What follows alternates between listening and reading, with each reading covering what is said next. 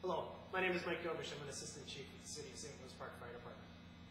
We started working with the League about 3 years ago, back in September of '07, to reduce firefighter back injuries as a result of an ergonomic assessment that we had done here in the department using our equipment, which is just like the equipment that other fire departments have, and what we do on medical calls.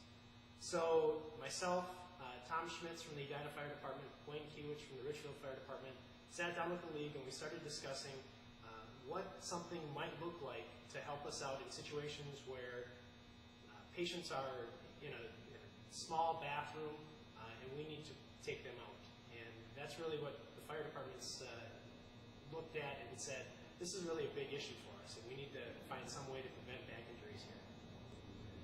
So when you look at back injuries in fire departments, it's pretty easy to see that the simplest of back injuries is going to cost you money. Just roughly, a back injury in St. Louis Park is going to cost us somewhere between $4,000 and $8,000. And that's before we get into surgery, extended time off, or even worse, that career-ending disability injury.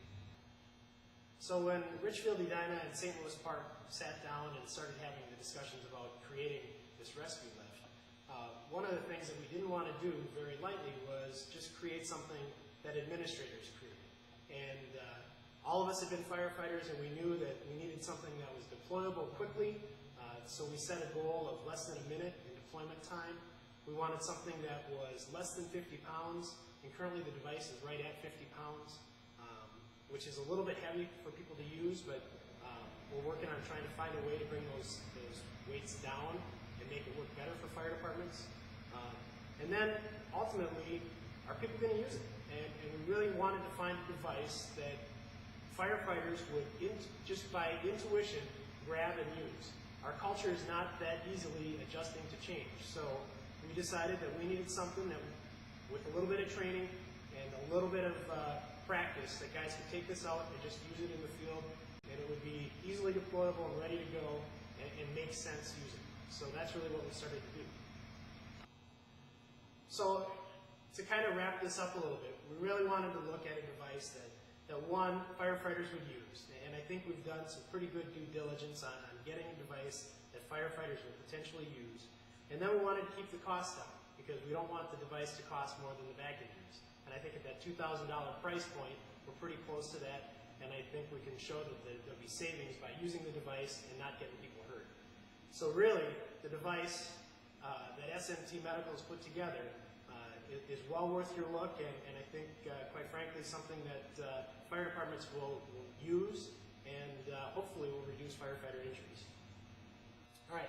Well, as far as training with the device, we took our department and for about 1 hour, took all of our people and went through the device, kind of showed them the pieces and parts, and then actually had people put the lift together and actually do some lifting of the fire department with the rescue lift.